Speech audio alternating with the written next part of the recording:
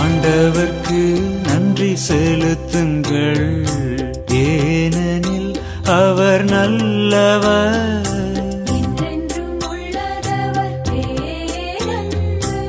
இறைவன் மக்களே கூறுங்கள், ஆண்டவர் கஞ்சுவோர் கூறுங்கள்.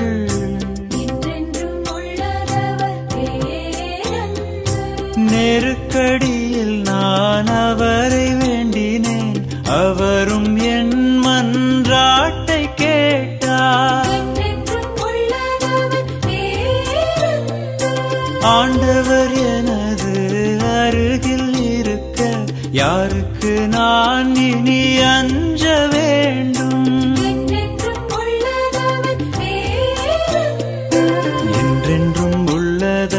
பேரன்பு, என்றென்றும் உள்ளதவர் பேரன்பு.